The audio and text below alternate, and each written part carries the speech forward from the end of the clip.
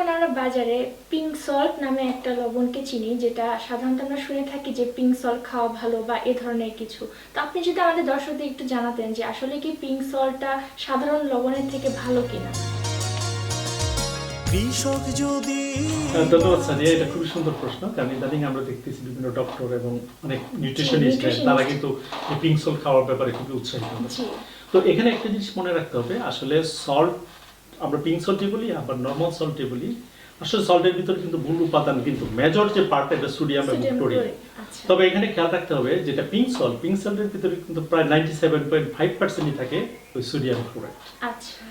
আর যেটা আমরা বাজারে যে রিফাইন সল্ট যেটা খাই এটার ভিতরে কিন্তু 100% হলো সোডিয়াম ক্লোরাইড। আচ্ছা। তো এখন এই যে 2 থেকে 2.5% যেটা যে জিনিসটা অল্প পরিমাণে যেটা থাকে এইটাতে আসলে থাকে কি কিছু ধরনের মাইক্রো মিনারেলস, যে আমাদের বডির জন্য সোডিয়াম পটাশিয়াম এগুলির বাদেও কিছু কিছু মিনারেলস যেটা অল্প পরিমাণে আমাদের বডির জন্য প্রয়োজন এগুলি লাগে। তো সেই লবণগুলি সাধারণত এই যে পিঙ্ক সল্টের ভিতরে থাকে এবং বলা হয় যে পিঙ্ক সল্টের ভিতরে প্রায় মোর দেন 80টারও বেশি এরকম মাইক্রো মিনারেলস থাকে। তো আরেকটা লবণের কথা আমরা ইদানিং আমি জানি আর কি, কারণ আমি যেহেতু লবণ নিয়ে কাজ করি, সেটা হলো সি সল্ট বলা হয়, যেটা আমাদের মার্কেটে পাওয়া যায় না। এই পিঙ্ক সল্ট এবং সি সল্ট দুইটারই কিন্তু গুণাগুণ কাছাকাছি এবং দুইটার ভিতরেই এই যে অন্যান্য মিনারেলসগুলি যেগুলি আমাদের খুব অল্প পরিমাণে লাগে সেগুলি কিন্তু থাকে আমাদের বডিতে।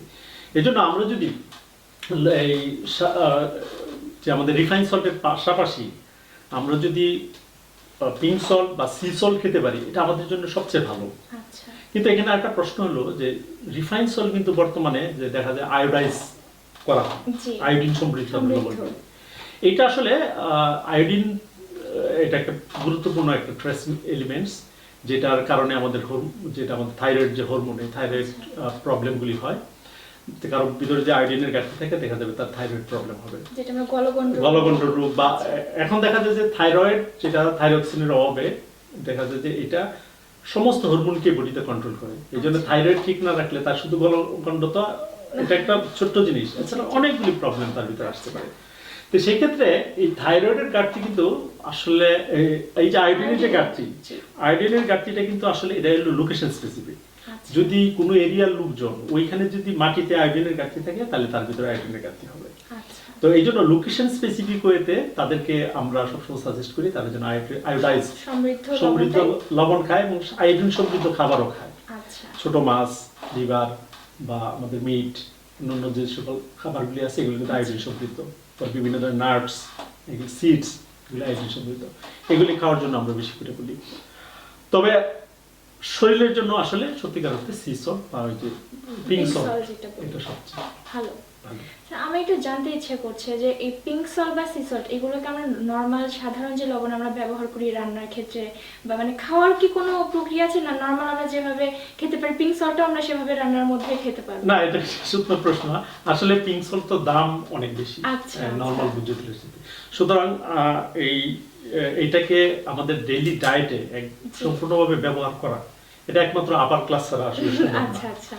তো এই জন্য এটাকে আমরা সাধারণত সালাদ বা অন্য সময় ড্রিঙ্কস বা এই সকল যে সকল পার্শিয়াল খাবারগুলিতে আমরা এটা নিয়মিত ইউজ করতে পারি। আর রান্নার ক্ষেত্রে আমরা ওভারঅল যেটা রিফাইন সল্ট যেটা আছে, টেবিল সল্ট, এটা ইউজ করতে পারি। স্যার, আপনার আলোচনা থেকে আশা করি আমাদের দর্শকদের অনেক উপকার হবে এবং আপনাকে স্যার অনেক ধন্যবাদ আমাদের স্টুডিওতে এসে গুরুত্বপূর্ণ তথ্যগুলো দেওয়ার জন্য। ধন্যবাদ সাদিয়া আপনার সুন্দর উপস্থাপনার জন্য।